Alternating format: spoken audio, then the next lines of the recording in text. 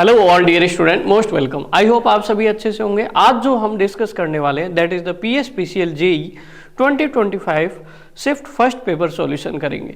इस सीरीज में हम शिफ्ट फर्स्ट, सेकंड, थर्ड तीनों पेपर को सॉल्व करेंगे सो दैट जो हमारे पास PSTCL एंड PSPCL की JEE एंड AE की जो वैकेंसीज आई है उस वैकेंसीज में आप अपने कंसेप्ट को क्लियर करके और कॉन्फिडेंस के साथ अपीयर हो सके, ऐसा हमारा टारगेट रहेगा। हम हर एक क्वेश्चन को डिटेल से सॉल्व करवाने की कोशिश करेंगे सो दैट आपके कंसेप्ट क्लियरिटी वो बेहतर हो सके।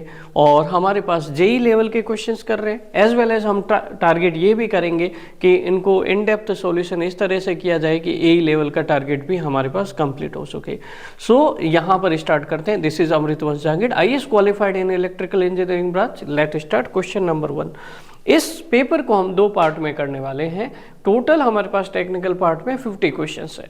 क्वेश्चन नंबर 1 से लेकर क्वेश्चन नंबर 25 तक पार्ट फर्स्ट में करेंगे और नेक्स्ट पार्ट में हम क्वेश्चन नंबर 26 से 50 तक करेंगे। क्वेश्चन नंबर फर्स्ट से देखते हैं। हमारे पास यहाँ पर देखिएगा एक कोयल, क्वेश्चन क्या दिया हुआ है, a coil of resistance 100 ohm is placed in a magnetic field of 1 milliweber. The coil has 100 turns and a galvanometer of 400 ohm is connected in series with it. Find the induced EMF if the coil is moved in 10 raised to -1 second from the given field to 0.2 milliweber. इस question को समझने की कोशिश करते हैं। क्या दिया हुआ है, एक कॉइल ऑफ रेजिस्टेंस 100 ओम। एक कॉइल है जिसमें हमारे पास रेजिस्टिव पार्ट भी होता है और इंडक्टिव पार्ट भी होता है। इंडक्टेंस नहीं मेंशन है, कोई बात नहीं, जितना दिया हुआ है हम उतना लिखते हैं, ठीक है। ये कॉइल है, इस कॉइल को मैग्नेटिक फील्ड में प्लेस किया जाता है। मैग्नेटिक फील्ड हमारे पास जो है 1 मिलीवेबर का है, ठीक है, ऐसा दिया हुआ है। Coil has 100 number of turns, तो कॉइल के नंबर ऑफ टर्न्स 100 हम कर देते हैं।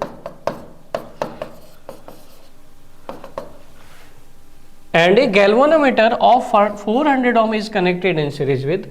यहाँ पर इसकी सीरीज में एक गैल्वेनोमीटर कनेक्टेड करते हैं जिसका रेजिस्टेंस RG इक्वल टू 100 ओम कर देते हैं, ठीक बात है। Find the induce EMF, average induce EMF if the coil moved in the 10⁻⁻1 second. Coil को जो टाइम चेंज किया जाता है 10⁻⁻1 सेकेंड या 1/10 सेकेंड, ऐसा क्वेश्चन में लिखा हुआ है। From given field to 0.2 milliweber, मतलब पहले फ्लक्स हमारे पास इतना था और सेकेंड स्टेज में हमारे पास फ्लक्स आ जाता है 0.2 मिलीवेबर, ठीक है। अब हमें यहाँ पर जो है इस कॉइल के लिए इंड्यूस EMF फाइंड आउट करना है, ठीक। एक बात जो है हमारे पास, हम जानते हैं Faraday's law of electromagnetic induction क्या बोलता है कि व्हेन एवर ए कॉइल और conductor moves in the magnetic field an EMF is induced in that conductor. तो हमारे पास या तो आप जो है कंडक्टर को मूव करो, एरिया कंडक्टर का चेंज होना चाहिए, या फिर कंडक्टर का जो है आप यहाँ पर फ्लक्स चेंज करो। तो यहाँ पर हमारे पास अगर देखें तो इंड्यूस EMF का जो फॉर्मूला रहता है that is the E equal to NdΦ/dt। क्या रहता है, साइन नहीं कंसिडर कर रहे, E इक्वल टू -NdΦ/dt भी लिख सकते हो और NdΦ/dt भी लिख सकते हो। साइन कन्वेंशन हमें नहीं चाहिए, हमें तो मैग्नीट्यूड चाहिए इंड्यूस EMF का। तो dφ is the change in flux, del phi भी लिख सकते हो, और dt is the change in time. तो फ्लक्स में कितना चेंज हुआ, 1 milliweber to 0.2 milliweber. That means हमारे पास इसमें से इसको माइनस करो, फ्लक्स में चेंज हुआ 0.8 मिलीवेबर। हमारे पास 100 नंबर टर्न्स है, 0.8 मिलीवेबर जो है फ्लक्स में चेंज हुआ।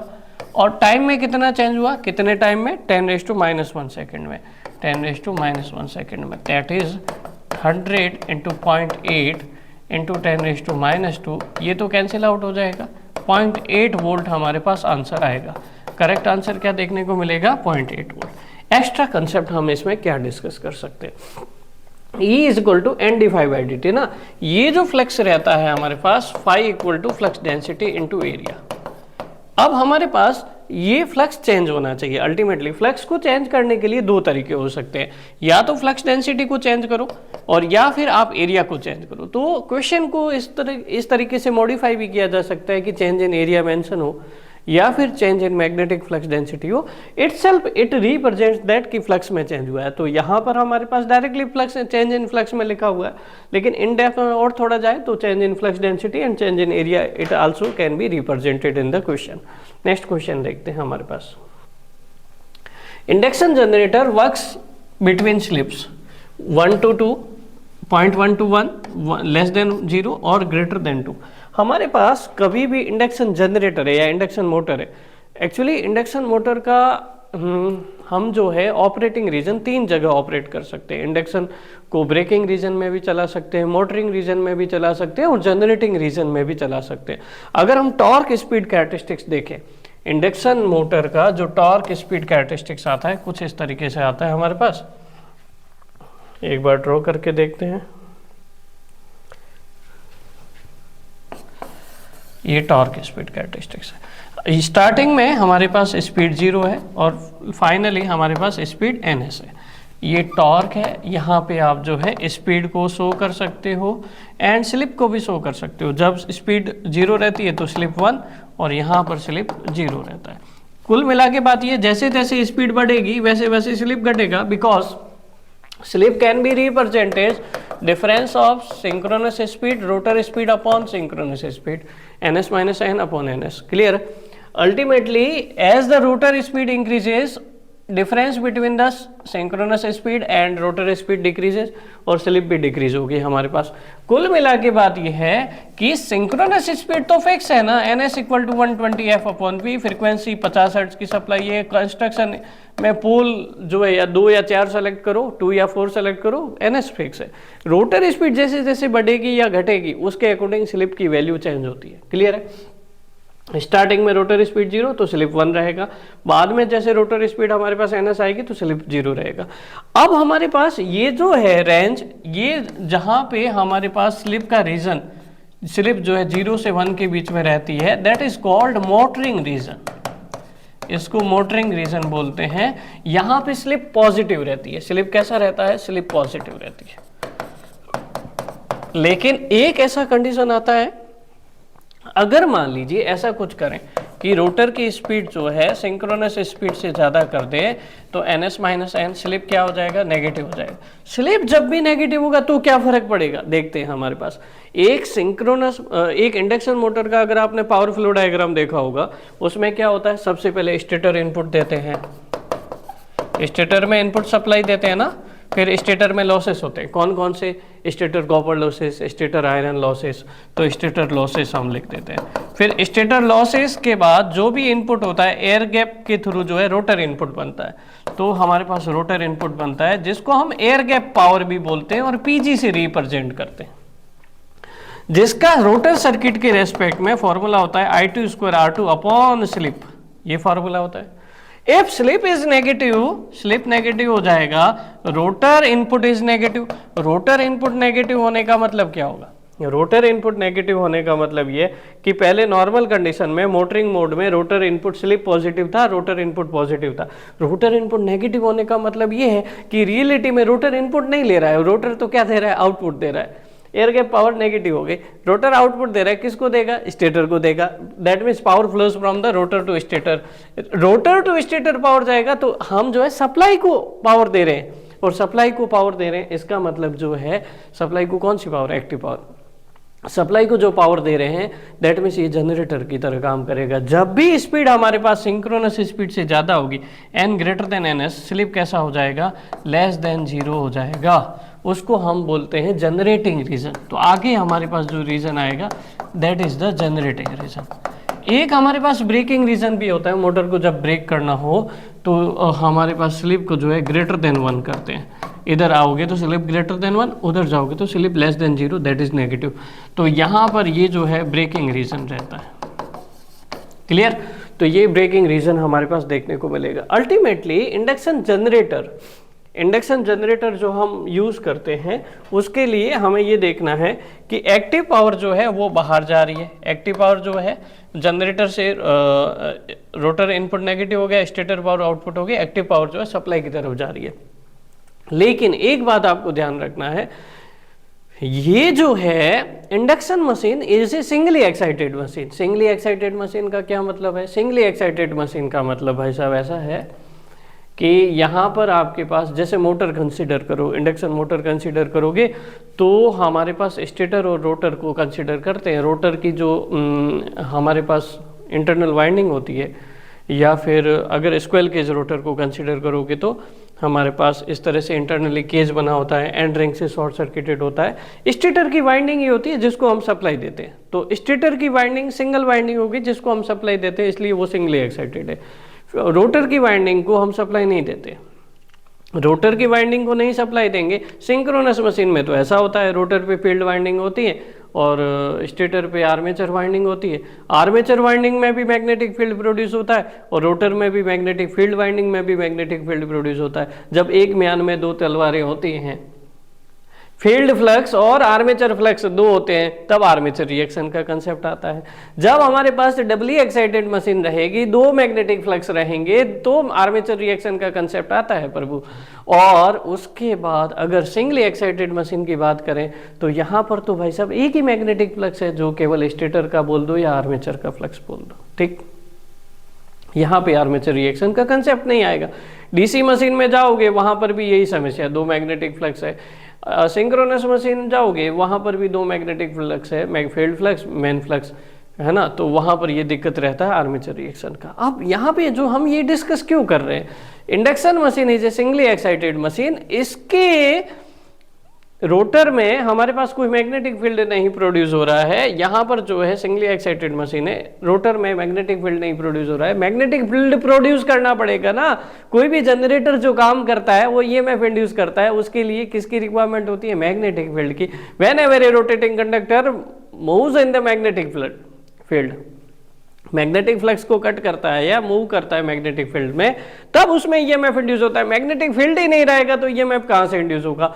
तो मैग्नेटिक फील्ड को इंड्यूस करने के लिए इंडक्शन जनरेटर जो है रिएक्टिव पावर सप्लाई से लेता है। एक्टिव पावर तो बाहर देता है और रिएक्टिव पावर सप्लाई से देता है। तो रिएक्टिव पावर को क्या करता है? कंज्यूम करता है।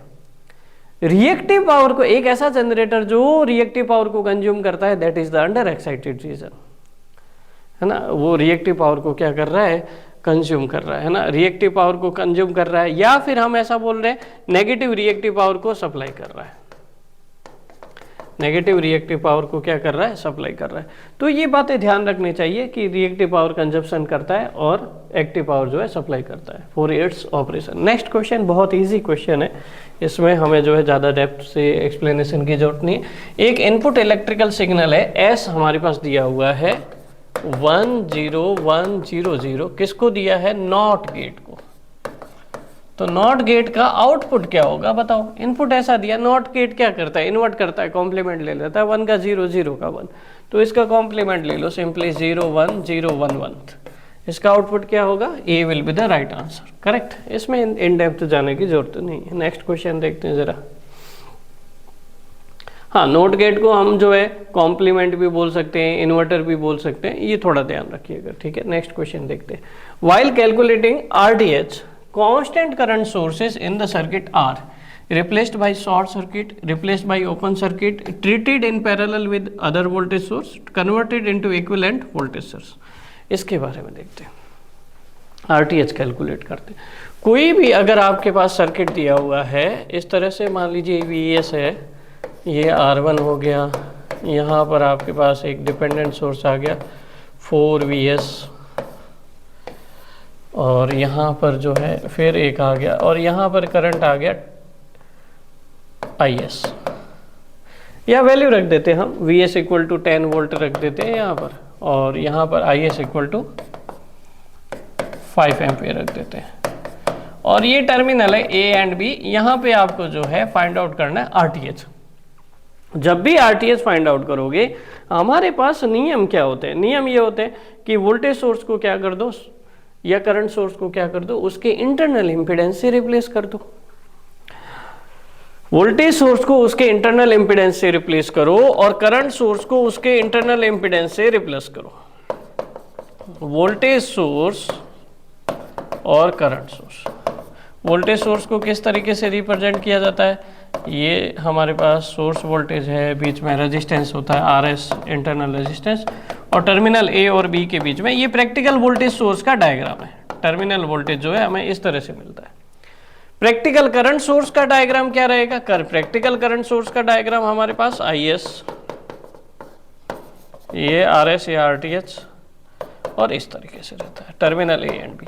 वी ऑलवेज वांट, हम हमेशा चाहते हैं कि टर्मिनल पे जितना सोर्स वोल्टेज है उतना पहुंचे। इसके लिए इंटरनल रेजिस्टेंस 0 होता है आइडियल वोल्टेज सोर्स का। हम चाहते हैं कि जितनी करंट है वो टर्मिनल पे पहुंचे, बीच में डाइवर्ट नहीं हो। तो सोर्स रेजिस्टेंस, इंटरनल रेजिस्टेंस क्या होता है? इनफाइनाइट ओम होता है। इनफाइनाइट ओम का मतलब ओपन सर्किट, और इंटरनल रेजिस्टेंस 0 होने का मतलब शॉर्ट सर्किट। इसीलिए हम कभी भी जब RTH फाइंड आउट करते हैं तो सोर्स को उनके इंटरनल इम्पीडेंस से रिप्लेस करते हैं। हम चाहते हैं कि वोल्टेज सोर्स का इंटरनल इम्पीडेंस कितना है? 0 ओम। करंट सोर्स का इंटरनल इम्पीडेंस कितना है? Infinite ohm. इसको शॉर्ट सर्किट कर देंगे, 0 ohm that is the short circuit, infinite ohm का मतलब ओपन सर्किट। क्लियर है? तो ये भाई साहब तो शॉर्ट सर्किट हो गए, ये और ये ओपन सर्किट हो गए। कुल मिला के इसको हम ओपन सर्किट करते हैं।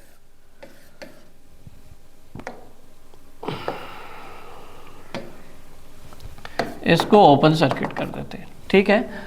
लेकिन ये कहानी तब तक वैलिड है, ये कहानी तब तक वैलिड है जब हमारे पास इंडिपेंडेंट सोर्सेस हो।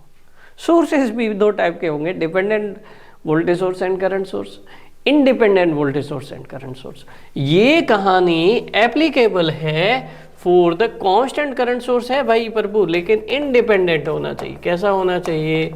इंडिपेंडेंट होना चाहिए, तभी जो है करंट सोर्स को replace by open circuit, B will be the right answer. Dependent source को आप हाथ भी नहीं लगा सकते, है ना। हालांकि यही बात अलग हो गई कि शॉर्ट सर्किट किया तो Vs क्या हो गया? शॉर्ट सर्किट होते 0 हो गया। 4 Vs की वैल्यू क्या होगी? 0 एम्पियर। फिर ये ऑटोमेटिकली ओपन हो जाएगा, वो बात अलग हो गई, है ना। वो यहाँ पर कंसेप्ट नहीं है। लेकिन डिपेंडेंट सोर्स को हम हटा नहीं सकते, ठीक है। वो तो ऑटोमेटिकली यहाँ पर ऐसा डायग्राम बना कि हो गया। लेकिन कभी भी डिपेंडेंट सोर्स के केस को आप जो है, चाहे करंट सोर्स हो या वोल्टेज सोर्स हो, उसको नहीं हटा सकते। उसके लिए उस केस में हम RTH कैसे फाइंड आउट करें? उसके लिए हम क्या करते हैं पता है? ये A और B टर्मिनल पे हम जो है ना, इधर 1 वोल्ट लगा देते हैं ज़बरदस्ती, और हम चेक करते हैं कि यहाँ से कितनी करंट जाएगी। इस करंट की वैल्यू फाइंड आउट कर देते हैं। फिर इस टर्मिनल पे जो रेजिस्टेंस सीन होगा वो क्या होगा? 1 वोल्ट अपॉन करंट IS। इन दोनों का रेशियो ले लेते हैं, फिर फाइंड आउट करते हैं RTH, है ना। तो ये तरीका है। या फिर दूसरा तरीका आपको ये पसंद ही नहीं आया कि सर नहीं, हम तो डिपेंडेंट सोर्स के केस में ऐसा नहीं करते, तो बहुत सीधा सा तरीका है, VTH पता करो और नॉर्टन करंट पता करो, इन दोनों का रेशियो ले लो, वो हमेशा RTH ही आएगा। VTH upon short circuit current या Norton current, that is the RTH। ये भी एक तरीका है और ये सबसे बेस्ट तरीका है। VTH पता करो और नॉर्टन करंट पता करो, उससे RTH आ जाता है, ठीक है। इन कंसेप्ट्स का ध्यान रखना, it may be asked in the advance mode, ठीक है। नेक्स्ट क्वेश्चन देखिए जरा please. Micro controller, micro processor के 1-2 क्वेश्चन है, ज़्यादा चिंता करने की हमें ज़रूरत नहीं है।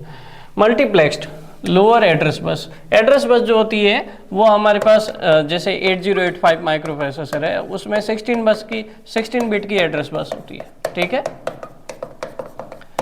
और 16 बिट की एड्रेस बस होती है तो A0 to A15 रहेगी। फिर इसको 2 पार्ट में डिवाइड कर देते हैं, A0 to A7, इसको AD0 to AD7 ऐसा लिखते हैं, और A8 to A15 ऐसा हायर ऑर्डर एड्रेस बस होती है ये, और ये लोअर ऑर्डर एड्रेस बस होती है। Lower order address bus when address latch enable signal is active, जब ALE हाई होता है तब ये जो AD0 से AD7 बस है ना, डेटा बस की तरह काम करती है। AD का मतलब it is a lower address bus which can be operate as well as a data bus as well as a address bus, दोनों बस की तरह काम कर सकती है।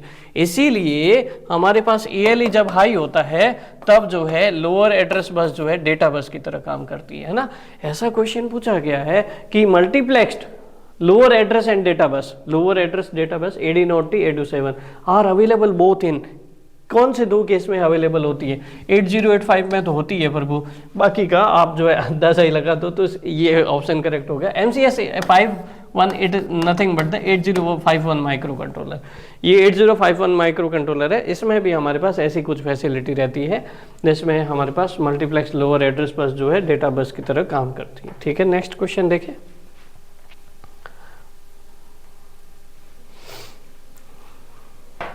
At a particular instant, inductance of 1 Henry current carries a current of 5 ampere.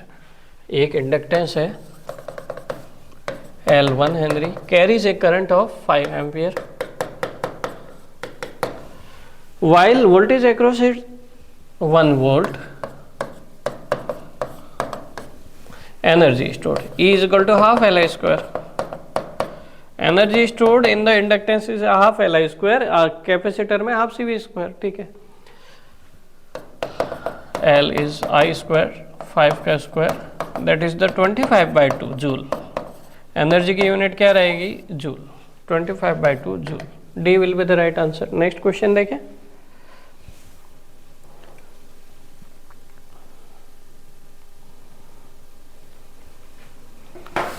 The Norton equivalent of figure 1 is drawn in figure 2.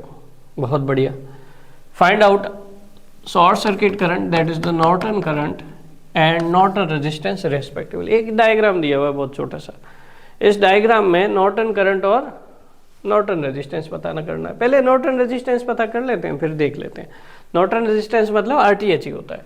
ये 2 volt का सोर्स है, voltage source is replace by its internal impedance that is the short circuit. इसको हम short circuit कर देंगे। फिर 3 ओम का resistance है, फिर हमारे पास 2 ओम का रेजिस्टेंस है, फिर हमारे पास 4/5 ओम का रेजिस्टेंस है, और ये टर्मिनल है ए एंड बी। इन दोनों के बीच में हमारे पास RTH या फिर RN या RAB, ये रेजिस्टेंस फाइंड आउट करना है। ठीक है, तो कैसे फाइंड आउट करें? 3 and 2 parallel, R1 into R2 upon R1 plus R2, ये दोनों पैरेलल हो गए। फिर ये इसके साथ सीरीज में हो जाएंगे, तो टोटल रेजिस्टेंस हमारे पास नॉर्टन रेजिस्टेंस आ जाएगा that is the 6/5 plus 4/5 that is the 10/5, 2 ओम आ जाएगा। ठीक बात। 2 ओम के लिए हमारे पास आंसर कौन सा हो सकता है, ए या डी। अब हम बात करते हैं नॉर्टन करंट ISC कैसे पता करते हैं। ISC पता कर लेते हैं। ISC के लिए हमें देखना होगा, एक बार यहाँ सॉल्व कर लेते हैं।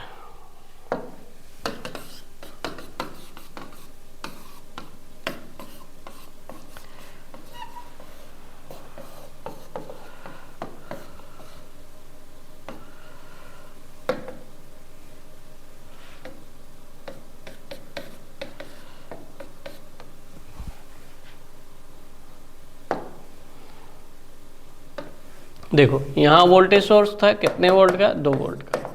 ठीक है, ISC यहीं पर फ्लो होगी ना, ये टर्मिनल ए एंड बी को शॉर्ट कर देते हैं, वहीं पर शॉर्ट सर्किट करंट होती है, यही है। अब यहाँ पर कैसे पता किया जाए, तो यहाँ पर हम एक अननोन वोल्टेज Vx ले लेते हैं, उससे ये करंट जो है आउटगोइंग ले लेते हैं I1, I2 and I3। I3 is the short circuit current. ठीक है, तो हमारे पास नोडल लगाते हैं I1 plus I2 plus I3, ये तीनों आउटगोइंग करंट है, इनकमिंग करंट कोई है नहीं, equal to 0। Vx minus 2 upon 3 plus Vx/2 plus Vx minus 0/4/5, ये है। इसको सॉल्व करेंगे तो Vx मिल जाएगा। Vx जब कैलकुलेट हो जाएगा तो Vs upon resistance that is the Vx upon 4/5 वो आ जाएगा हमारे पास शॉर्ट सर्किट करंट। देखते हैं, एक बार सॉल्व कर दीजिएगा। Vx/3 या फिर Vx को कॉमन ले लीजिए, 1/3 प्लस 1/2 प्लस 5/4 और इधर आ जाएगा 2/3। ठीक है, तो यहाँ से एलसीएम ले लीजिए, 12 आ जाएगा एलसीएम, 4 प्लस 6 प्लस 15, 2/3। इसको सॉल्व करेंगे तो आ जाएगा 10, 25/12। Vx इक्वल टू आ जाएगा 2/3 इंटू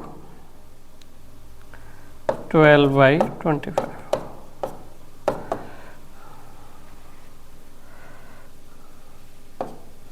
ये आ जाएगा 8/25। ठीक है, ये आ गया हमारे पास Vx। अब यहाँ से हमें ISC फाइंड आउट करना है, तो ISC क्या होगा, Vx/4/5। ऐसा हम कर देते हैं, ISC = Vx/4/5। Vx है 8/25, 5 ऊपर आ गया, 4 नीचे आ गया, 2/5, that is the 0.4 ampere. 2/5 D option रहेगा। ठीक है, तो एक तो ये तरीका हो गया हमारे पास। अब हम देखते हैं थोड़ा फास्ट कैसे किया जाए, थोड़ा सा जल्दी फास्ट करना है हमें, और कैसे फास्ट किया जाए, ये भी एक तरीका है हमारे पास। इस तरीके से हम कर सकते हैं, but it is a time consuming approach. तो हम जो है इसको और फास्ट कैसे करें, बहुत सिंपल सा केस है भाई। हम ISC नहीं फाइंड आउट करके VTH फाइंड आउट कर लेते हैं। VTH कैसे निकलेगा, ये तो ओपन सर्किट हो जाएगा, है ना। VTH अगर हम फाइंड आउट करें, यहाँ पर VTH फाइंड आउट करते हैं,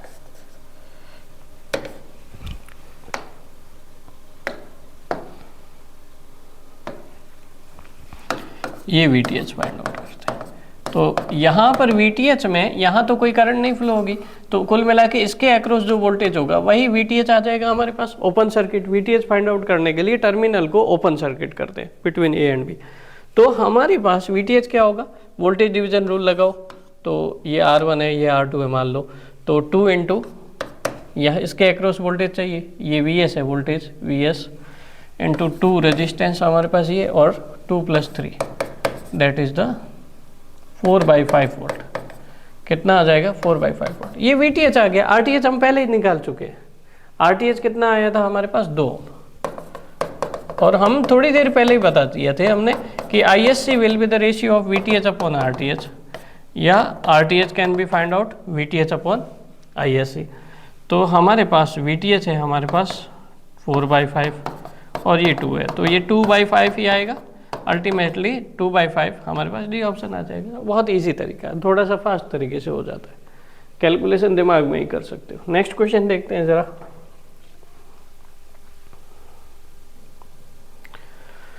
the compensating winding in A DC machine is located in armature slot, located in commutating poles, located on pole shoes for avoiding flashover, located on pole shoes to avoid sparking at brushes। ठीक है, इसको देखते हैं। हमारे पास जब हम DC machine की बात कर रहे थे, हमने बताया था कि यहाँ पर 2 टाइप के फ्लक्स रहते हैं, एक फील्ड फ्लक्स और एक armature flux. Armature flux will oppose the field flux, और आर्मेचर फ्लक्स के 2 इफेक्ट देखने को मिलते हैं फील्ड फ्लक्स पर, जिसको हम आर्मेचर रिएक्शन भी बोलते हैं। पहला हमारे पास डीमैग्नेटाइजिंग इफेक्ट देखने को मिलता है, और दूसरा क्रॉस मैग्नेटाइजिंग इफेक्ट देखने को मिलता है। और इसकी वजह से हमारे पास जो मैग्नेटिक न्यूट्रल एक्सिस है MNA, जहाँ पर ब्रशेस अवेलेबल रहते हैं, यहाँ पर हमारे पास जहाँ ब्रशेस अवेलेबल रहते हैं ना, ये MNA रहता है। इस MNA पे EMF इंड्यूस हो जाता है, और EMF इंड्यूस होने के कारण जो है इस मैग्नेटिक न्यूट्रल एक्सिस पे यहाँ पे जब भी कोइल पास करेगी और EMF इंड्यूस होगा, तो इसमें जो है स्पार्किंग होगी, या फिर हमारे पास यहाँ पर जो है स्पार्किंग देखने को मिलेगी। करेक्ट। तो हमारे पास कैसे इन दोनों इफेक्ट को खत्म किया जाए, डीमैग्नेटाइजिंग इफेक्ट को खत्म करना है तो फील्ड फ्लक्स को और स्ट्रॉन्ग करो, तो फील्ड वाइंडिंग के नंबर ऑफ टर्न्स को थोड़ा सा एक्स्ट्रा और बढ़ा देते हैं। नंबर ऑफ टर्न्स बढ़ेंगे तो MMF बढ़ेगा, MMF बढ़ेगा तो फ्लक्स बढ़ेगा। MMF होता है N × IF, N × I का प्रोडक्ट, नंबर ऑफ टर्न्स बढ़ेंगे तो MMF बढ़ेगा, और MMF बढ़ेगा तो फ्लक्स बढ़ेगा। फ्लक्स इज MMF/रिलक्टेंस। ठीक है, तो यहाँ से हम इस तरीके से फ्लक्स को बढ़ा देते हैं। क्रॉस मैग्नेटाइजिंग इफेक्ट को कैसे खत्म करें, क्रॉस मैग्नेटाइजिंग इफेक्ट को खत्म करने के लिए या कंपनसेट करने के लिए कंपनसेटिंग वाइंडिंग लगाई जाती है ना। कंपनसेटिंग वाइंडिंग कंपनसेट करेगी, किसको कंपनसेट करेंगी, 2 काम तो ये प्रॉपरली परफॉर्म करती है with respect to change in load level. जब शिफ्टिंग ऑफ लोड हो तो भी कंपनसेटिंग का वाइंडिंग काम आती है, उस केस में आर्मेचर रिएक्शन के इफेक्ट को खत्म करने के लिए, क्रॉस मैग्नेटाइजिंग इफेक्ट को खत्म करने के लिए भी, आर्मेचर रिएक्शन के इफेक्ट को खत्म करने के लिए भी हमारे पास जो है कंपनसेटिंग वाइंडिंग लिखी जाती है। एग्जाम में क्वेश्चन भी पूछा जाता है कि हमारे पास जो है आर्मेचर रिएक्शन के क्रॉस मैग्नेटाइजिंग इफेक्ट को खत्म करने के लिए, अवॉइड करने के लिए हमें जो है कंपनसेटिंग वाइंडिंग का यूज किया जाता है। कैसे काम करती है हमारे पास ये कंपनसेटिंग वाइंडिंग, जो ये पोल्स होते हैं ना, इन पोल के शूज में आगे वाले पार्ट में यहाँ पर ये अवेलेबल होती है और आर्मेचर वाइंडिंग के सीरीज में कनेक्टेड होती है। तो जैसे जैसे आर्मेचर वाइंडिंग में जैसे जितना अपने पास लेवल ऑफ लोड बढ़ेगा तो आर्मेचर एमएमएफ बढ़ेगा। लेवल ऑफ लोड बढ़ने मतलब आर्मेचर करंट बढ़ना, आर्मेचर करंट बढ़ना मतलब आर्मेचर एमएमएफ बढ़ना, और आर्मेचर एमएमएफ बढ़ने से हमारे पास आर्मेचर फ्लक्स बढ़ेगा, एमएमएफ अपॉन रिलक्टेंस। तो आर्मेचर फ्लक्स बढ़े, जिस अमाउंट से आर्मेचर करंट बढ़ रही है उसी अमाउंट से जो है कंपनसेटिंग वाइंडिंग में भी करंट बढ़ेगी। क्यों? Compensating winding is connected in series with armature winding, same current रहेगी। तो जितना हमारे पास आर्मेचर रिएक्शन में क्रॉस मैग्नेटाइजिंग इफेक्ट होगा उतना ही हमारे पास जो है कंपनसेटिंग वाइंडिंग उसको कंपनसेट करेगा, सो दैट एमएनए पे हमारे पास जब भी कॉइल पास होगी उसमें से ईएमएफ इंड्यूस नहीं होगा। एमएनए का मतलब होता है मैग्नेटिक न्यूट्रल एक्सिस, जहां पे मैग्नेटिक फील्ड न्यूट्रल हो गया मतलब जीरो हो गया। जब फील्ड ही नहीं रहेगा तो ईएमएफ इंड्यूस क्यों होना चाहिए प्रभु? नहीं होना चाहिए ना। तो यही चीज है कि हमारे पास रिएक्शन इफेक्ट की वजह से एमएनए पे ईएमएफ इंड्यूस हो जाता है, वो हमें चीज नहीं चाहिए होती है ना। एमएनए रियलिटी में शिफ्ट हो जाता है, तो जो ज्योमेट्रिकल न्यूट्रल एक्सिस होता है वहां पे हमारे पास ईएमएफ इंड्यूस हो जाता है, उसकी वजह से कॉइल में स्पार्किंग प्रोड्यूस होती है। तो ये जो है कंपनसेटिंग वाइंडिंग जो है लोकेटेड रहती है पोल शूज पे और अवॉइड करती है sparking at brushes. Next question देखते हैं। A DC shunt motor runs at 1200 RPM at 220 volt. 220 volt पे कितने पे रन कर रही है? 1200 आरपीएम पे।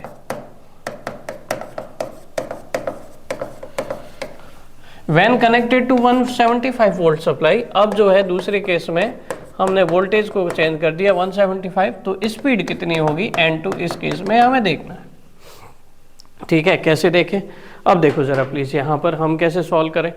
यहाँ पर अगर हम देखें तो हमें पता है कि कोई भी डीसी शंट मोटर है, तो डीसी शंट मोटर का एक डायग्राम बना देते हैं। ये आर्मेचर रेजिस्टेंस है, ये बैक ईएमएफ है, यहाँ पर सप्लाई वोल्टेज V, कोई फील्ड वाइंडिंग नहीं शो कर रहे हैं for the simplicity purpose. Back EMF हमारे पास क्या रहेगा? EB equal to V minus IR, यही रहता है। और EB equal to KN phi N भी हम लिखते हैं। क्या लिखते हैं? KN phi N। KN is the constant, phi is the flux, N is the speed. Generally armature resistance drop को हम नेग्लिजिबल मान लें तो V approximately KN phi N। अब यहाँ पर हमें नहीं मेंशन है कि कौन सी मोटर है, डीसी शंट मोटर है, तो चलो ठीक है डीसी शंट मोटर है तो हम डीसी शंट मोटर को मान लेते हैं। डीसी शंट मोटर के केस में वोल्टेज कांस्टेंट है या वोल्टेज अलग है, ये हमें देखना पड़ेगा। वोल्टेज वेरिएबल आ रहा है, वोल्टेज क्या आ रहा है? वेरिएबल आ रहा है। तो एक बात समझो, स्पीड किसके प्रोपोर्शनल होगी? यहाँ पर ध्यान से देखना जरा, स्पीड N इक्वल टू हो जाएगा V अपॉन KN फाई। किसका रेशियो होगा? KN फाई, इसका रेशियो होगा। अब हमें देखो एक बात बताओ जरा प्लीज, वोल्टेज जब चेंज होगा तो क्या फ्लक्स चेंज होगा क्या? ये हमें देखना है। फील्ड करंट क्या होगा बताओ? V by RF, V by RF। Clear है? यहां पर हमारे पास V बाई RF और फील्ड करंट वोल्टेज के डायरेक्टली प्रोपोर्शनल होगी, और फील्ड करंट चेंज होगी तो फील्ड एमएमएफ चेंज होगा। Field MMF equal to NF into IF, है ना। और फील्ड फ्लक्स, तो फील्ड फ्लक्स को अगर मैं शो करूं तो वो एमएमएफ अपॉन रिलक्टेंस होता है, और एमएमएफ क्या है? NF इंटू IF, और IF क्या है? V by RF into S।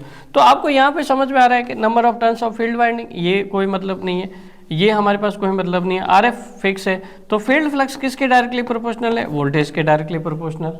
ठीक है, फील्ड फ्लक्स किसके डायरेक्टली प्रोपोर्शनल हो गया? वोल्टेज के डायरेक्टली प्रोपोर्शनल हो गया। अल्टीमेटली हमारे पास वोल्टेज जिस अमाउंट से घटेगा, वोल्टेज जिस अमाउंट से घटेगा, फ्लक्स भी उसी अमाउंट से घटेगा, है कि नहीं?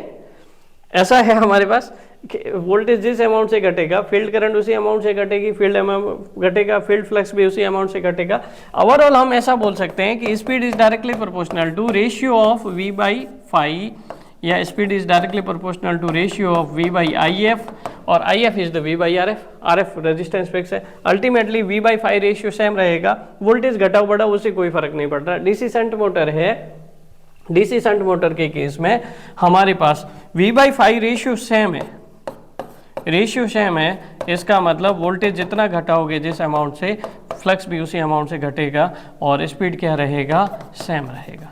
स्पीड क्या रहेगा, n इज द कांस्टेंट। इसीलिए हमेशा बोला जाता है कि डीसी शंट मोटर की स्पीड जो है वो नियरली क्या रहती है, कांस्टेंट रहती है। सो करेक्ट आंसर क्या रहेगा, 1200 RPM. D will be the right answer. Clear है, समझ गए क्या, ये हमारे पास रहेगा। नेक्स्ट क्वेश्चन देखते हैं जरा। Voltage phasor. A voltage phasor 10 angle 15 degree volt and current phasor is 2 angle minus 45 degree ampere. Find out active and reactive powers. ये active and reactive power हमें find out करनी है, तो कैसे find out करें। Given क्या है data हमारे पास, V phasor is 10 angle 15 degree volt, current phasor is 2 angle minus 45 degree ampere. अगर हम रेफरेंस ले किसी को, वोल्टेज जो है 15 डिग्री आगे है, करंट 45 डिग्री पीछे, और दोनों के बीच में एंगल कितना हो गया, 60 डिग्री हो गया। ठीक है, ये है हमारे पास। अब हम जो है कभी भी एक्टिव पावर रिएक्टिव पावर पता करते हैं ना, तो कॉम्प्लेक्स पावर पता करते हैं सबसे पहले। कॉम्प्लेक्स पावर क्या होती है, कॉम्प्लेक्स पावर S, जिसको हम जो एपरेंट पावर नहीं, कॉम्प्लेक्स पावर AC के केस में VI कॉन्जुगेट होती है, ये पता करते हैं। VI कॉन्जुगेट, I का कॉन्जुगेट, V तो लिख देते हैं 10 एंगल 15, और I क्या है हमारे पास, 2 एंगल माइनस 45 डिग्री। इसका कॉन्जुगेट लेंगे, ठीक है, इसका कॉन्जुगेट लेंगे तो माइनस 45 का क्या हो जाएगा, प्लस 45, तो 10 इंटू 2 20, ये तो मल्टीप्लाई हो जाएंगे, और एंगल क्या हो जाएंगे, ऐड हो जाएंगे। नेगेटिव एंगल जो हो जाएगा कॉन्जुगेट लेने पर पॉजिटिव हो जाता है, और पॉजिटिव एंगल कॉन्जुगेट लेने पर नेगेटिव हो जाता है। क्लियर है, तो 15 और 45 60 डिग्री। अब ये जो है पोलर फॉर्म आ गई, इसको किस में चेंज करो, रेक्टेंगुलर फॉर्म में। 20 cos 60 plus minus J 20 sin 60, ये आ गया। प्लस माइनस J ये किस पे डिपेंड करता है, पॉजिटिव एंगल है तो प्लस J, नेगेटिव एंगल है तो माइनस J, तो यहाँ पे हमारे पास पॉजिटिव एंगल है तो प्लस J रखेंगे। ठीक है, 20 cos 60 इज द 1/2 10, और ये आ जाएगा √3/2, तो ये आ जाएगा plus J 17.32 volt ampere react. तो ये जो आता है जब हम रेक्टेंगुलर फॉर्म में चेंज करते हैं तो P प्लस JQ आता है।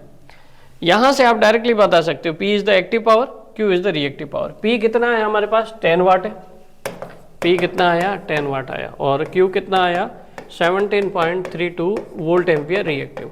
तो इसके अकॉर्डिंग हमारे पास कौन सा ऑप्शन करेक्ट हो जाएगा, A will be the right answer. 10 watt and 17.32 watt volt ampere reactive.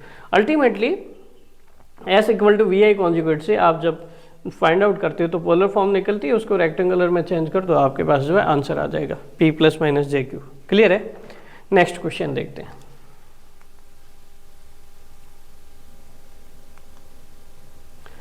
Improper biasing of a transistor circuit leads to. Improper biasing क्या होता है, इसके ऑप्शंस हम देखेंगे, लेकिन पहले हम बाइसिंग का मतलब समझते हैं। एक्चुअली एक ट्रांजिस्टर जो है 3 ऑपरेटिंग रीजन में ऑपरेट करता है। 3 ऑपरेटिंग रीजन में जब ऑपरेट करता है तो यहाँ पर ध्यान से देखिएगा, ये लोड कैरेक्टरिस्टिक्स रहती है, किसके बीच में आती है, IC और VCE के बीच में। ठीक है, आउटपुट कैरेक्टरिस्टिक्स जो रहती है, आउटपुट करंट और आउटपुट वोल्टेज VCE के बीच में रहती है। जब आउटपुट साइड जब हम कैरेक्टरिस्टिक्स प्लॉट करते हैं और यहाँ पर एक लोड लाइन ड्रॉ करते हैं, लोड लाइन जहाँ इंटरसेक्ट करती है वो ऑपरेटिंग पॉइंट्स होते हैं, जहाँ इंटरसेक्ट करेगी वो ऑपरेटिंग पॉइंट्स होंगे। ठीक है, अगर ऑपरेटिंग पॉइंट इधर वाला देखते हो, यहाँ पर जो देखते हो तो सैचुरेशन रीजन होता है, इधर देखते हो ऑपरेटिंग पॉइंट तो ये कट ऑफ रीजन होता है, और बीच में देखते हो तो ये एक्टिव रीजन होता है। ठीक है, तो इसका मतलब ये है कि एक ट्रांजिस्टर के 3 ऑपरेटिंग रीजन होते हैं। सैचुरेशन रीजन का मतलब क्या है, करंट का लेवल बहुत हाई और वोल्टेज क्या हो जाए, 0 हो जाए, तो उसको हम सैचुरेशन लेवल बोलते हैं। सैचुरेशन लेवल मतलब करंट का लेवल बहुत हाई और वोल्टेज 0 हो जाए। ऐसा कब होता है, क्लोज स्विच में होता है। क्लोज स्विच के अक्रॉस वोल्टेज देखोगे तो बहुत कम या 0 होता है, नेग्लिजिबल। आइडियली है तो 0 और प्रैक्टिकल है तो नेग्लिजिबल। बहुत कम वोल्टेज होता है और करंट बहुत ज़्यादा होती है, तो सैचुरेशन रीजन मतलब क्लोज स्विच। कट ऑफ में क्या हो जाता है, करंट बहुत कम हो जाती है और वोल्टेज बहुत हाई हो जाता है।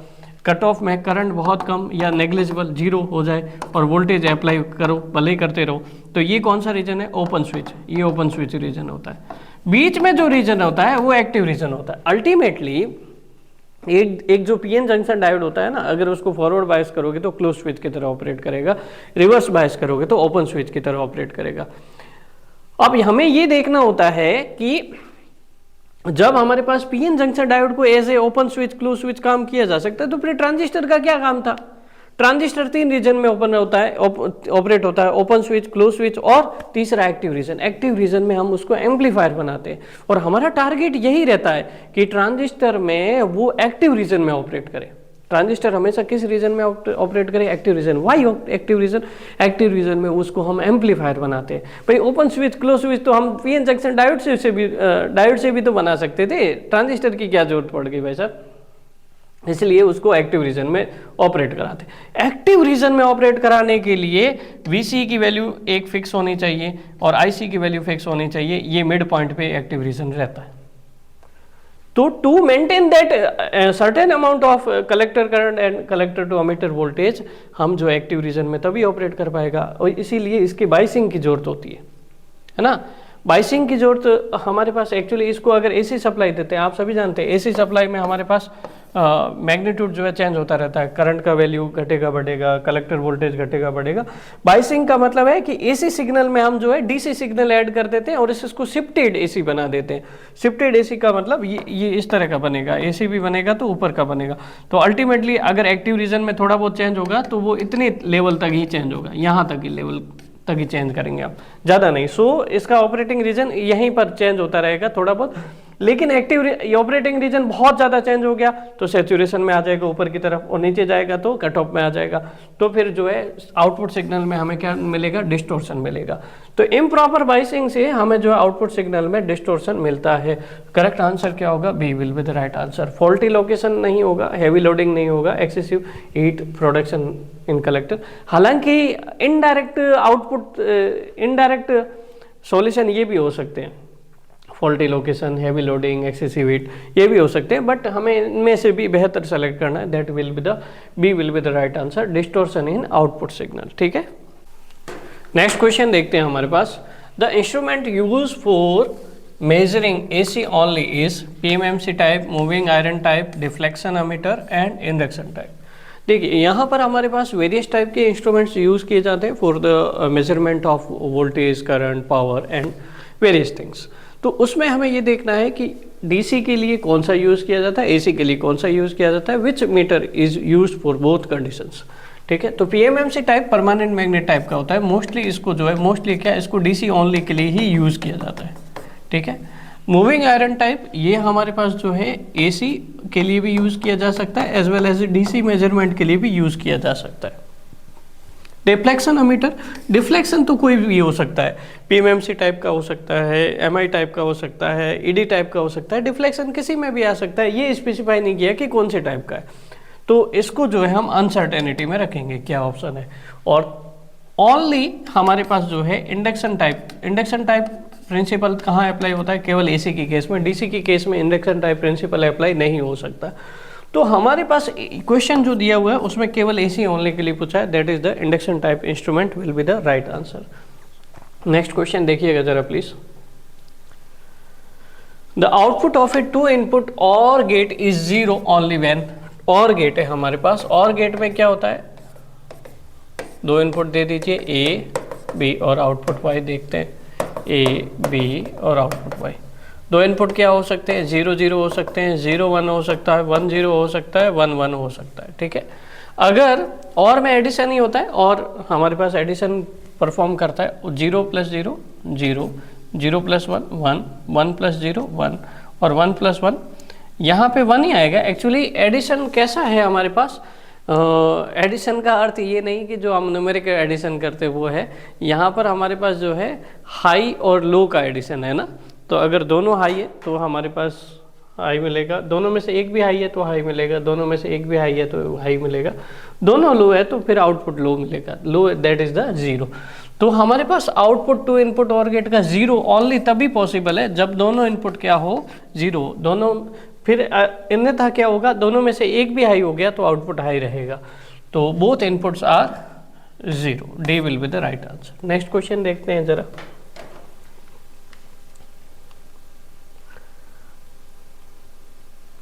विच of the following meter is an integrating type instruments. हमारे पास जो है मीटरिंग इंस्ट्रूमेंट्स देखते हैं मेजरमेंट में, वो वेरियस टाइप के होते हैं। मेनली 3 कैटेगरी में हम डिवाइड करते हैं। सबसे पहले होता है इंडिकेटिंग इंस्ट्रूमेंट्स, दूसरा होता है रिकॉर्डिंग इंस्ट्रूमेंट्स और तीसरा होता है इंटीग्रेटिंग इंस्ट्रूमेंट्स। रिकॉर्डिंग सबसे पहले देख लेते हैं इंडिकेट। इंडिकेटिंग में हमारे पास क्या होता है, जैसे आपने लेबोरेटरी में कभी प्रैक्टिकल किया हो तो वहाँ पर आपने देखा होगा बीटेक या डिप्लोमा के दौरान, तो जो हमारे पास डिफ्लेक्शन होता है, इंस्टेंटेनियस वैल्यू को इंडिकेट किया जाता है, वो इंडिकेटिंग इंस्ट्रूमेंट्स होते हैं। जो भी क्वांटिटी आप मेजर कर रहे हो, पॉइंटर मूव करता है स्केल पे या फिर किसी मोमेंट के लिए जो है वैल्यू को शो करता है। अमीटर हो गया, wattmeter, watt speedometer, voltmeter, ये सारे जो है इंडिकेटिंग इंस्ट्रूमेंट्स है। सेकंड हमारे पास रिकॉर्डिंग इंस्ट्रूमेंट्स। रिकॉर्डिंग इंस्ट्रूमेंट क्या करते हैं, कंटिन्यूसली रिकॉर्ड करते हैं variation of an electrical quantity with respect to time. जैसे जैसे टाइम चेंज होता है उसकी साथ जो हमारे पास वैल्यू भी या फिर वेरिएशन किसी मेजर्ड क्वांटिटी का चेंज हो रहा है उसको रिकॉर्ड करना रिकॉर्डिंग इंस्ट्रूमेंट्स होता है। जैसे हमारे पास परमानेंट रिकॉर्ड करते हो, किसी चार्ट पे रिकॉर्ड करते हो या डायल पे रिकॉर्ड करते हो, that is the recording instruments. Example potentiometric recorder, strip type temperature recorder, जितने भी रिकॉर्डर्स है वो रिकॉर्डिंग टाइप इंस्ट्रूमेंट। और third very important, that is the integrating instruments. Integrating instrument जो है किसी भी पीरियड ऑफ टाइम में जितनी क्वांटिटी का योग हुआ है, टोटल समेशन हुआ है, उसको इंटीग्रेट करता है। मतलब फर्स्ट डे से लास्ट 30 डेज तक जैसे जैसे आप एनर्जी कंज्यूम करते हो तो उसको समराइज करता हुआ आगे बढ़ता जाता है। तो या फिर एनुअली, ईयरली, ऐसा बोल सकते हो, हाफ ईयरली, किसी भी तरीके से हमारे पास जो है इलेक्ट्रिकल क्वांटिटी का over a period of time जो है टोटलाइज करता है।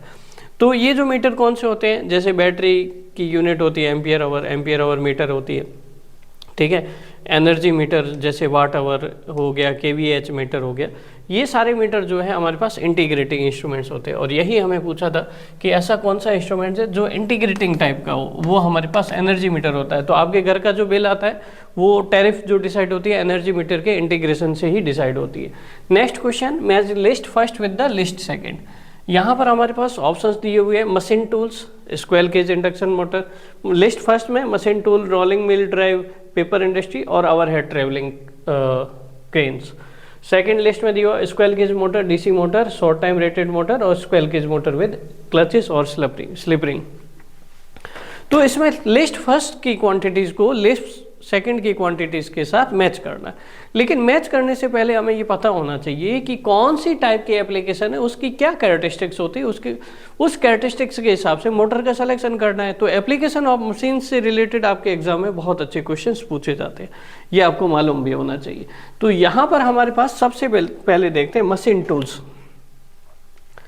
मशीन टूल्स का एक्सप्लेनेशन। मशीन टूल्स कौन कौन से होते हैं, जैसे लैथ मशीन हो गई, जैसे हमारे पास, एक मिनट रुकिएगा, लैथ मशीन हो गई, मिलिंग मशीन, ड्रिलिंग मशीन और ग्राइंडिंग मशीन। तो इनमें हमें क्या रिक्वायर्ड होता है, nearly study constant speed required होता है, सबसे पहली कंडीशन। स्मूथ रनिंग की जरूरत होती है, इनकी कंस्ट्रक्शन रग्ड होनी चाहिए और मेंटेनेंस लो होनी चाहिए। ये 4 इंपॉर्टेंट कैरेक्टरिस्टिक्स हमें रिक्वायरमेंट होती है ड्यूरिंग द मशीन टूल्स। तो ये कौन परफॉर्म कर सकता है, ये स्क्वेयर केज मोटर ही परफॉर्म कर सकती है, क्योंकि इसकी एक तो मेंटेनेंस कम होती है, स्लिप रिंग यूज़ नहीं होता है, स्क्वेयर केज यूज़ होता है, रनिंग भी स्मूथ होती है। आजकल VFD का यूज़ करके आप जो इसकी स्पीड कंट्रोल भी इजीली कर सकते हो, लेकिन मोस्टली इसकी जो है DC शंट मोटर की तरह स्पीड भी कांस्टेंट देखने को मिलती है। तो फर्स्ट ए का फर्स्ट ऑप्शन हो गया। दूसरा rolling mill drives. Rolling mill drive में रोलिंग मिल जो होती है उसमें इस सबसे प्राइम रिक्वायरमेंट होती है कि आपके पास स्टार्टिंग टॉर्क जो है बहुत हाई होना चाहिए, as well as excellent speed control होना चाहिए, और डायरेक्शन जो है रिवर्सल रिक्वायरमेंट होती है। 3 रिक्वायरमेंट होती है, हाई स्टार्टिंग टॉर्क, दूसरा स्पीड कंट्रोल अच्छा होना चाहिए और स्पीड का रिवर्सल भी अच्छा होना चाहिए।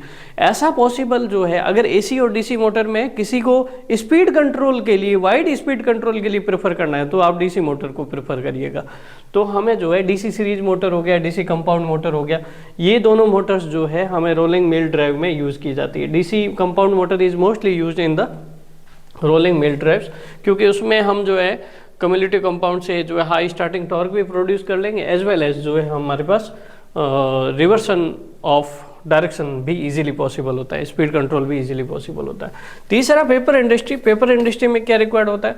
पेपर इंडस्ट्री में जो पेपर मशीन्स होती हैं उनको फ्रिक्वेंटली स्टार्ट करना पड़ता है, फ्रिक्वेंटली स्टॉप करना पड़ता है, या शॉर्ट ड्यूरेशन के लोड उसमें कनेक्टेड होते हैं। तो हमारे पास शॉर्ट टाइम रेटेड मोटर्स को आप यूज़ करके पेपर इंडस्ट्री में इसके लिए यूज़ कर सकते हो। तो मतलब ए का फर्स्ट राइट है, बी का सेकंड राइट है, सी का थर्ड है और डी का फोर्थ हो जाएगा ऑटोमेटिक। डी का भी देख लेते हैं, over head travelling cranes. Cranes में आप सबको पता है कि हाई स्टार्टिंग टॉर्क चाहिए आपके पास, है ना। हाँ, यहाँ पर डीसी सीरीज मोटर का ऑप्शन नहीं है ना, अदरवाइज हम उसको सेलेक्ट करते, या फिर ऐसे मोटर्स जिसमें हमें जो स्मूथ एक्सीलरेशन मिले, एबिलिटी मिले, लिफ्ट हैवी लोड, उसके लिए हम इसको यूज़ करते हैं। तो स्क्वेल केज इंडक्शन मोटर का विद क्लचेस या स्लिप रिंग इंडक्शन मोटर को यूज़ करके आप जो है हाई स्टार्टिंग टॉर्क भी प्रोवाइड कर सकते हैं। सो हमारे पास फर्स्ट, सेकंड, थर्ड, फोर्थ हमारे पास करेक्ट आंसर होगा ABCD का कंटिन्यूसली। अगला क्वेश्चन देखिए जरा प्लीज। ए 10 ओम रजिस्टर, एक रेजिस्टेंस है 10 ओम का, इंडक्टेंस है हमारे पास 15.9 मिली हेनरी का, एंड कैपेसिटेंस है 159 माइक्रोफैराड। ठीक है, क्या बोला गया है? आर कनेक्टेड इन पैरेलल, इन तीनों को पैरेलल में कनेक्ट किया गया है, R, L और C। आपको ये जो सोर्स कनेक्ट किया गया, ये सोर्स 200 वोल्ट 50 हर्ट्ज का है। इन तीनों को पैरेलल में कनेक्ट करके एक सोर्स से कनेक्ट किया गया 200 वोल्ट 50 हर्ट्ज। ठीक है, what is the power factor? Power factor पूछा है। पावर फैक्टर कैसे निकालें?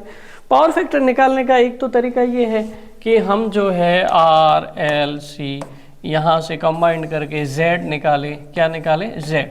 Z निकाल के फिर हम I निकालें। I फेजर जो होगा, वोल्टेज और करंट के फेजर के बीच का एंगल जो होगा वो फाई होगा, फिर हम उसका कोसाइन निकालें and that will be the power factor. ये भी एक प्रक्रिया है, लेकिन पैरेलल में इम्पीडेंस निकालना थोड़ा सा AC के केस में JXL minus JXC upon JXL plus minus of JXC, तो इनको कैलकुलेशन जो है पोलर फॉर्म में, रेक्टेंगुलर फॉर्म में बिना कैलसी की थोड़ी सी टफ पड़ जाएगी। इसीलिए हम एक ऐसा तरीका ढूंढते हैं जिससे कैलकुलेशन भले ही थोड़ी लंबी हो लेकिन कैलकुलेशन इजी हो जाए। ऐसा कैसे पॉसिबल है? तो वो हम देखते हैं। पावर फैक्टर निकालने का क्या कोई और तरीका है क्या? जैसे सीरीज RLC सर्किट होता है, उसमें हमारे पास क्या होता है? इम्पीडेंस डायग्राम होता है ना, उसमें हमारे पास ये रहता है Z equal to R plus minus JX। तो बेस जो रहता है वो रेजिस्टेंस रहता है, यहाँ पर X रहता है और यहाँ पर जो है Z रहता है। ऐसा है। हम फिर फाई कॉस फाई निकालते हैं, तो कॉस फाई क्या होता है? कॉस फाई हो जाता है हमारे पास R/Z। ऐसा निकाल सकते हैं क्या? सिमिलरली ये सीरीज RLC सर्किट के लिए, पैरेलल RLC सर्किट के लिए कॉस फाई निकाल सकते हैं क्या? पैरेलल में क्या होगा? Z का रेसिप्रोकल एडमिटेंस होगा 1/Y, है ना। Y लिख देंगे इसकी जगह, R का रेसिप्रोकल होगा G और X का रेसिप्रोकल होगा ससेप्टेंस B। ठीक है, तो कॉस फाई क्या आ जाएगा? कॉस फाई हमारे पास जो आ जाएगा वो आ जाएगा, जैसे R/Z है तो यहाँ पर आ जाएगा G/Y। अल्टीमेटली हमें G पता करना है और Y पता करना है ना। G पता करना है और Y पता करना है। ठीक है, कैसे करते हैं देखते हैं। तो उसके लिए पहले तो हम जो है यहाँ पर इनकी जो वैल्यू है JXL है, ये माइनस JXC, तो XL XC तो निकाल ही देते हैं। सबसे पहले इनकी रिक्वायरमेंट रहेगी XL इक्वल टू 2πfL या ओमेगा L, है ना। 50 हर्ट्ज का यूज़ करोगे 314 और L है हमारे पास 15.9 मिली हेनरी। तो इसको सॉल्व करोगे तो अप्रोक्सीमेटली 5 ओम आएगा। ठीक है, सॉल्व करिएगा। X इक्वल टू 1/2πfC, इसको सॉल्व करिएगा 1/314। C is the 159 microfarad, that is the 10⁶। ये अप्रोक्सीमेटली 20 ओम आएगा। XL XC हमारे पास आ गया। ठीक है, तो अब हम आगे बढ़े तो यहाँ से हम देखेंगे कि इसको JXL लिख दो, आगे J लगाओगे तो J5 हो जाएगा और ये J5 होगा, ये हमारे पास -J20। ठीक है, अब हम क्या करते हैं पैरेलल में एडिशन तभी पॉसिबल होता है जब हम जो है एडमिटेंस निकाल दे तीनों के। एडमिटेंस क्या होगा, इसका कंडक्टेंस निकलेगा, इसका ससेप्टेंस निकलेगा, इसका भी ससेप्टेंस निकलेगा, तब हम पैरेलल में एडिशन कर सकते हैं। सीरीज में हम एडिशन कब करते हैं, जब हमारे पास रेजिस्टेंस और रिएक्टेंस हो, पैरेलल में एडिशन। अदरवाइज पैरेलल कॉम्बिनेशन को ऐसे जल्दी से सॉल्व नहीं किया जा सकता है ना। तो हम कुछ कोशिश करते हैं, यहाँ पर इसको हटा देते हैं।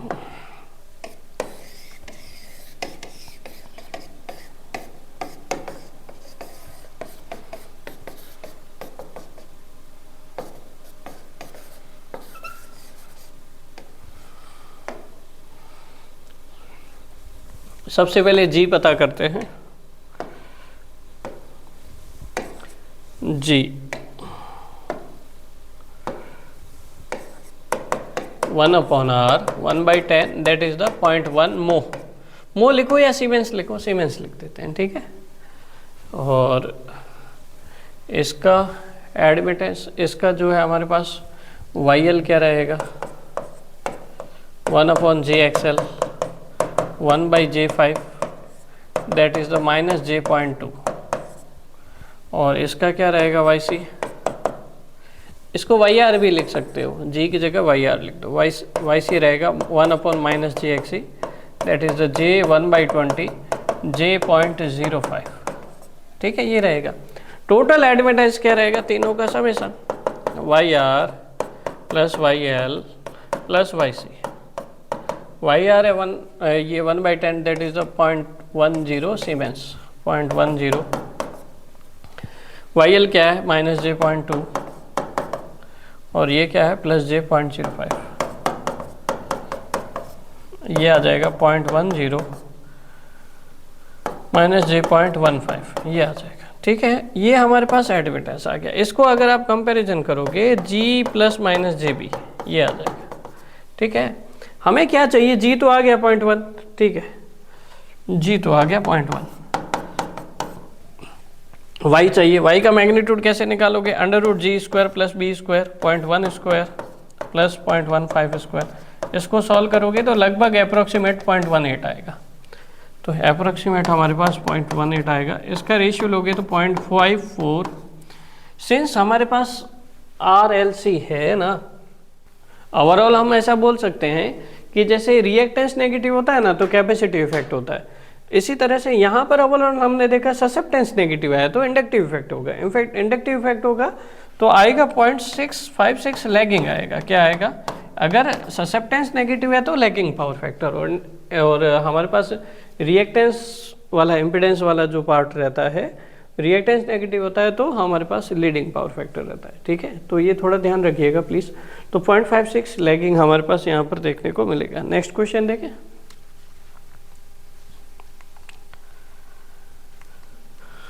In a series RLC circuit, the capacitance is changed from C to 4C. So for the same resonant frequency, the inductance value should be changed from L to 2L, L/2, 4L, L/4 देखना है, ठीक है। Resonant frequency का L और C के साथ क्या relation है, F = 1/2π √LC, या फिर ओमेगा = 1/√LC। ओमेगा ही ले लेते हैं, 2π का कोई मतलब ही नहीं है ना। फर्स्ट केस में जो रेजोनेंट फ्रिक्वेंसी थी, सेकंड केस में भी वही होनी चाहिए। फर्स्ट केस में हमारे पास 1/√L1C1 है और सेकंड केस में 1/√L2C2 है। फर्स्ट केस में ओवरऑल L1C1 = क्या आना चाहिए, L2C2। कंपैरिजन करोगे तो ये होना चाहिए। सेकंड केस में C2 को जो है, फर्स्ट केस में जो है हमारे पास था C, तो सेकंड केस में C2 को जो है हमने 4C कर दिया। तो अगर आप देखोगे तो L2 इज L1/4, जितना पहले था उसका डिवाइड बाई 4 होना चाहिए, ठीक है। L1/4, D will be the right answer. Next question देखें।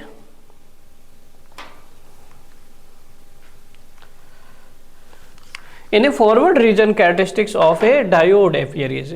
डायोड में हमारे पास जब किसी भी पीएन जंक्शन डायोड को फॉरवर्ड बायस करते हैं तब क्या होता है। फॉरवर्ड बायस का मतलब anode is positive and cathode is negative, ठीक है, ऐसा फॉरवर्ड बायस करते हैं। एनोड इज पॉजिटिव मतलब P type material is connected to positive polarity, N type material is connected to negative polarity. इसका मतलब ये होता है रियलिटी में। जब हमारे पास ऐसा होता है तो जब भी पीएन जंक्शन डायोड में जो इंटरनली हमारे पास डिप्लेशन रीजन होती है वो ब्रेक हो जाती है ना, ब्रेक हो जाती है, तो यहाँ पर फ्लो ऑफ इलेक्ट्रॉन्स फ्लो होने लगता है, चार्ज कैरियर्स का फ्लो होने स्टार्ट होने लगता है, और ये क्लोज स्विच की तरह बिहेव करता है। किसकी तरह? क्लोज स्विच या ऑन स्विच की तरह। अगर आप कैरेक्टरिस्टिक्स भी देखोगे तो कैरेक्टरिस्टिक्स हमारे पास कुछ इस तरीके से आती है। कैरेक्टरिस्टिक्स हमारे पास किस तरीके से आती है? इस तरीके से, और यहाँ पर सॉरी ये वाला कर्व नहीं, यहाँ पर जो है इस तरीके से आती है। यहाँ पर रिवर्स ब्रेकडाउन वोल्टेज रहता है, यहाँ पर कट इन वोल्टेज रहता है। कट इन वोल्टेज को अगर नेग्लिजिबल भी करोगे, आइडियली जो कैरेक्टरिस्टिक्स आती है वो इस तरीके से आती है, जो है अगर थोड़ा सा भी फॉरवर्ड वोल्टेज अप्लाई करोगे तो ये क्लोज स्विच की तरह ही काम करता है, और करंट जैसे जैसे वोल्टेज बढ़ाओगे करंट बढ़ेगी। ठीक है, अगर कट इन वोल्टेज को नेग्लिजिबल मान लो तो आइडियली केस में। ठीक है, तो पीएन जंक्शन डायोड को इस तरह से डिफाइन भी किया जा सकता है। PN junction diode is a semiconductor device which offers low resistance in the forward bias and high resistance in the reverse bias. Ideally it offers zero resistance in the forward bias and infinite resistance in the reverse bias. इसका बहुत सीधा सा मतलब है, zero resistance का मतलब forward bias में क्या होता है? क्लोज स्विच होता है, ऑन स्विच। और हाई रेजिस्टेंस इनफाइनाइट रेजिस्टेंस का मतलब रिवर्स बायस में क्या होता है? Open switch. ठीक, नेक्स्ट क्वेश्चन देखते हैं।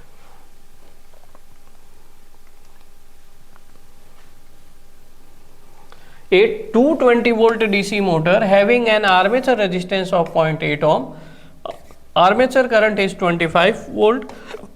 What will be the value of back EMF? Back EMF का रिलेशन क्या होता है? EB equal to V minus IARE। बहुत सीधा सा क्वेश्चन है। V कितना है? 220 वोल्ट। IA कितना है? 25 into 0.8, that is the 220 minus 20, 200 volt हमारे पास आएगा। क्लियर प्रभु? ठीक है, नेक्स्ट क्वेश्चन देखते हैं।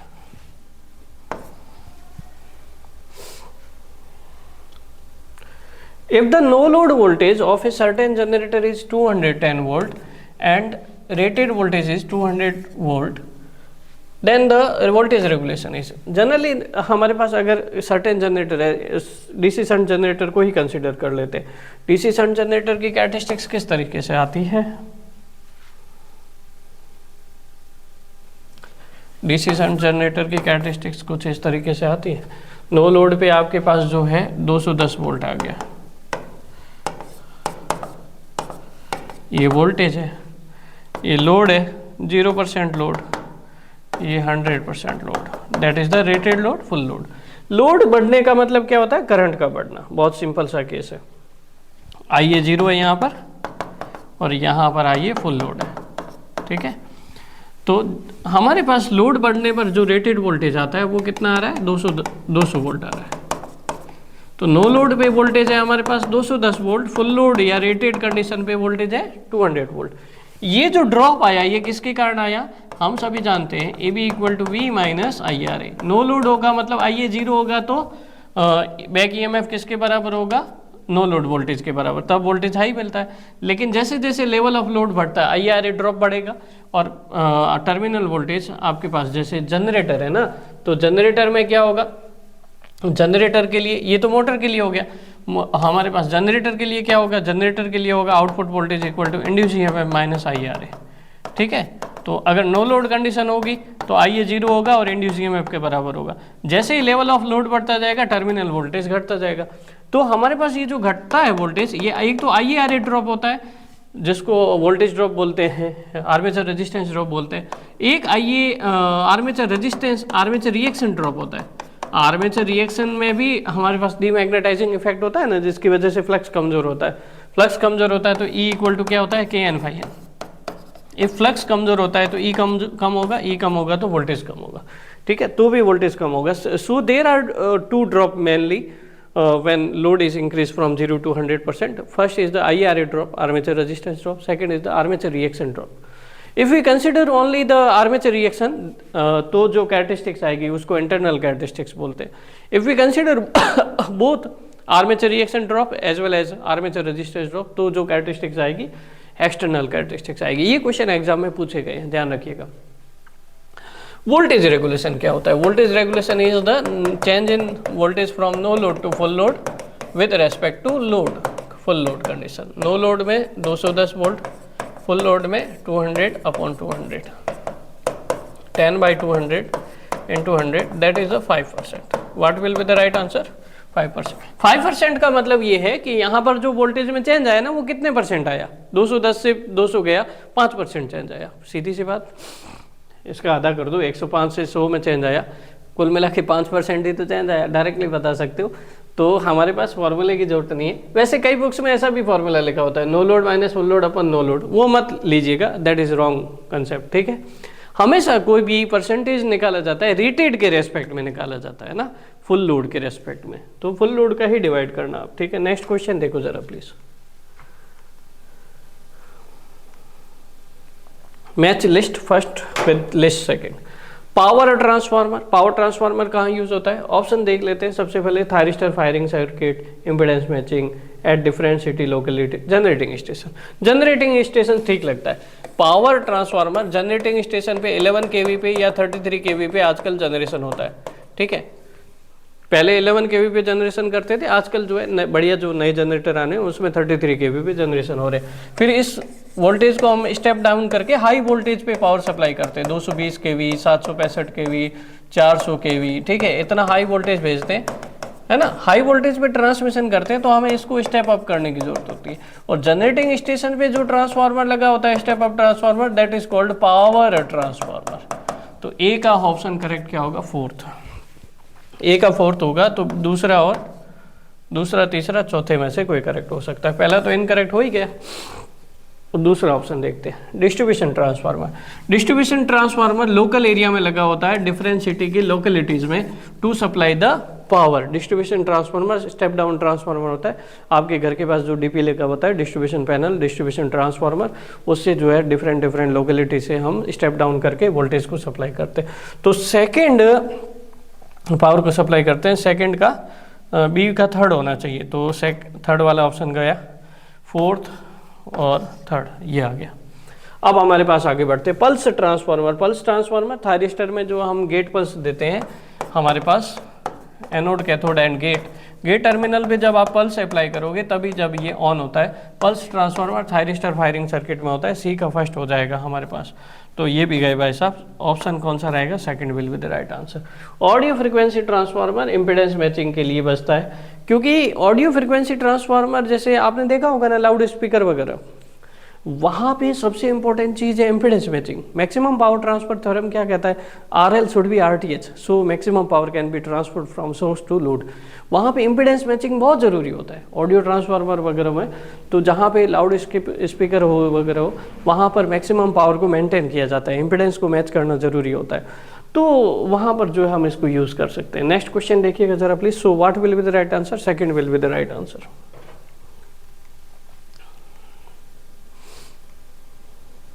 Match first list first with the list second.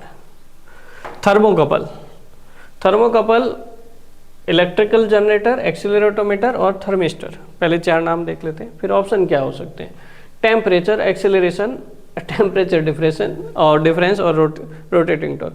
एक तो बहुत सीधा साधा सा है कि जो हमारे पास एक्सेलरोमीटर है वो क्या मेजर करेगा, एक्सेलरेशन मेजर करेगा। तो ये सी का तो सेकंड हो गया, सी का सेकंड है क्या, ये वाला ऑप्शन तो गलत हो गया, बाकी फर्स्ट थर्ड और फोर्थ में देखने को मिल रहा है सी का सेकंड, ठीक है। इलेक्ट्रिकल जनरेशन, उसमें रोटेशन होता है, उसकी वजह से हमारे पास रोटेटिंग टॉर्क या रोटेशन करने की वजह से हमारे पास ईएमएफ इंड्यूस होता है मैग्नेटिक फील्ड में रोटेट करने से। बी का हमारे पास फोर्थ हो जाएगा, बी का यहाँ पर फर्स्ट है, यहाँ थर्ड है, तो पहला ऑप्शन हमें देखने को मिलेगा, ये बात तो पक्की है। आगे फिर भी देख लेते हैं, हमारे पास पहला ए का हमारे पास थर्ड है क्या, थर्मोकपल। थर्मोकपल किस इफेक्ट पे वर्क करता है, सीबेक इफेक्ट पे। सीबेक इफेक्ट में हम क्या बोलते हैं, एक हॉट जंक्शन होता है, एक कोल्ड जंक्शन होता है। When two different material at different temperature, then वहां पर हमारे पास दो डिफरेंट मटेरियल को डिफरेंट टेम्परेचर से मिलाते हैं, एक हॉट जंक्शन होता है, एक कोल्ड जंक्शन होता है। तब डिफरेंट टेम्परेचर की वजह से दोनों सिरों के बीच में वोल्टेज ईएमएफ इंड्यूस होता है, जिसको हम सीबेक इफेक्ट बोलते हैं। और thermocouple works on that principle, temperature difference के कारण ही यहाँ पर ईएमएफ इंड्यूस होता है। ए का थर्ड आपने को देखना मिलेगा, ठीक है, ए का थर्ड, बी का फोर्थ, सी का सेकेंड। और अब थर्मिस्टर बचा, thermistor measure the temperature, temperature को मेजर करने के लिए काम आता है, first will be the right answer. ठीक है, नेक्स्ट क्वेश्चन देखते हैं हमारे पास।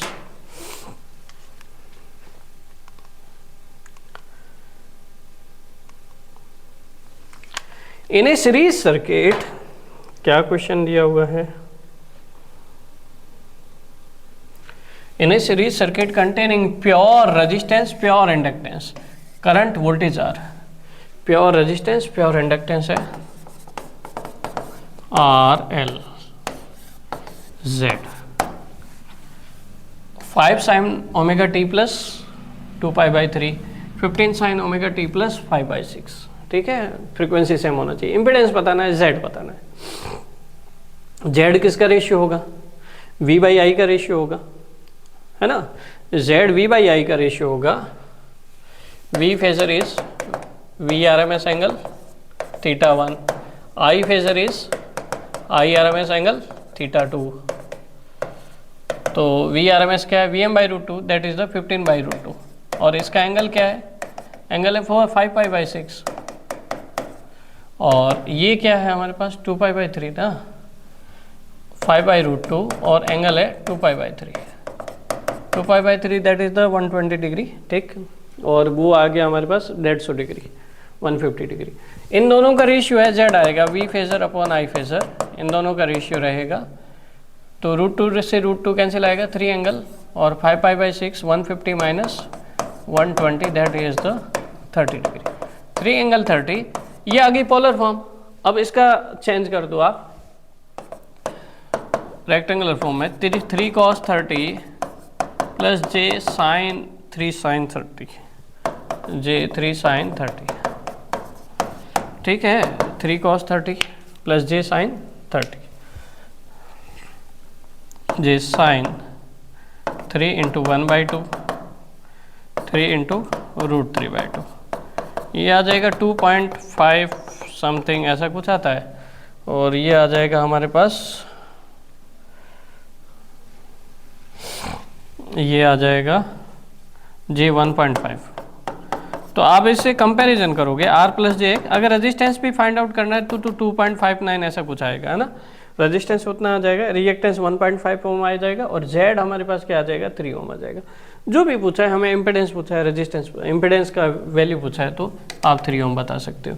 रेजिस्टेंस है तो 2.59 एंड दैट इज द 2.6 ओम, और अगर रिएक्टेंस है तो 1.5। ये रेजिस्टेंस है हमारे पास, ये रिएक्टेंस आएगा, और ये Z आएगा। हमें तो आंसर Z इम्पिडेंस देना था, Z।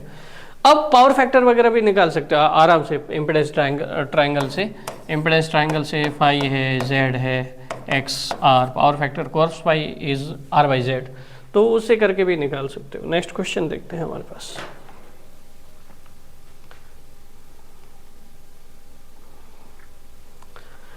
Math list first with list second. ठीक है, देखते हैं। Cumulative compound motor, differential compound motor, series motor, shunt motor. ऐसे मैथ लिस्ट वाले में हमेशा क्या करना चाहिए, जो आपको लगता है कि ये कहीं पढ़ा है तो उसको पहले टिक कर दो, जो आपको लगता है। ऐसे ए से चलना जरूरी नहीं है। ठीक है, Fairlie constant speed, Fairlie constant speed तो आपको जो है शंट मोटर की देखने को मिलती है। ठीक है, शंट मोटर की देखने को मिलती है, और Fairlie constant speed cumulative compound भी दे सकता है, यदि उसके जो है फ्लक्स को इजीली कंट्रोल किया जाए, तो डी या ए हो सकता है। ठीक है, हाँ ये जरूर है कि हमारे पास सीरीज मोटर, इसको कभी भी विदाउट लोड नहीं चलाना चाहिए, है ना। इसका तो यूनिवर्सल हमारे पास आंसर है ना। कभी भी सीरीज मोटर को never started without load, without load की, क्योंकि इसकी जो स्पीड है आर्मेचर करंट के इन्वर्सली प्रोपोर्शनल होती है। 0 अगर स्टार्टिंग करंट है, नो लोड है, तो आर्मेचर करंट बहुत जाएगी और ड्रेस्टिकली स्पीड बहुत ज़्यादा बढ़ जाएगी, तो मोटर डैमेज हो जाएगी। सी का तो 4 ही चाहिए हमें, सी का 4 चाहिए। इसका मतलब ऐसा कोई ऑप्शन है ही नहीं, ऐसा तो पहला ऑप्शन है। अब ठीक है, बाकी सारे मिल गए, बाकी ज़्यादा दिमाग लगाने की जरूरत नहीं है। अब हमारे पास डी का क्या आएगा, डी का फर्स्ट आ गया, फेयरली कांस्टेंट स्पीड, डी का फर्स्ट आ गया। उसके बाद 2 तो हो ही गए। डिफरेंशियल कंपाउंड मोटर में एक समस्या रहती है, ये कभी भी रिवर्स डायरेक्शन में भी स्टार्ट हो सकती है, ये भी ध्यान रखना, बी का सेकंड रहेगा। और cumulative compound definite no load speed रहती है, नो लोड स्पीड जो है डिफाइनाइट या फिक्स रहती है हमारे पास, और अप्रोक्सीमेटली हमारे पास स्पीड भी कांस्टेंट देखने को मिल सकती है। ठीक है, तो ये ऑप्शन हमारे पास A will be the right answer. इस तरीके से आप इसको जो है फाइंड आउट कर सकते हो। Next question, it is the last question of today session. Next session में हम जो है क्वेश्चन नंबर 26 से स्टार्ट करेंगे। क्वेश्चन नंबर 25 क्या कहता है, stored energy of a capacitance is depend upon, ठीक है, voltage only, history of current and history of voltage. History किसी भी एनर्जी स्टोर का फॉर्मूला जो है half C V square Q equal to C V. आप इसके फॉर्मूले बनाओगे तो क्या बनाओगे, हाफ क्यू वी, या फिर v को रखोगे q बाई सी, तो क्यू स्क्वायर अपॉन 2c, ये फॉर्मूले आएंगे हमारे पास। तो ultimately it depends upon the voltage नहीं, चार्ज। ठीक है, वोल्टेज चार्ज, वोल्टेज या चार्ज पे डिपेंड करेगा, करंट पे नहीं डिपेंड करेगा, है ना। q equal to C V है, charge is directly related with the voltage. हालांकि आप ऐसा बोल सकते हो कि करंट का फॉर्मूला सर ये होता है IC equal to C D C V by D T, change in voltage जो होता है फिर करंट होता है, फिर हम जो है इस तरीके से इनडायरेक्टली बोल सकते हैं कि हिस्ट्री ऑफ करंट पे डिपेंड करेगा। बट हमें जो है यहाँ पर जो मेनली डिसाइड करना है, डायरेक्टली डिसाइड करना है, that will be the voltage only, A will be the right answer. So it is the end of today session. PSPCL JEE shift 1 का पेपर हमने सॉल्व कर रहे हैं। और अगर आपको इससे रिलेटेड और भी कोई क्वेरी हो, क्वेश्चन हो, तो आप कभी भी पूछ सकते हैं, व्हाट्सअप कर सकते हैं। This is my WhatsApp number 9602287012। ठीक है, और कोई क्वेरी हो तो कमेंट बॉक्स में कमेंट करिएगा। Till then thank you so much. सीखते रहिए, आगे बढ़ते रहिए, फिर मिलेंगे।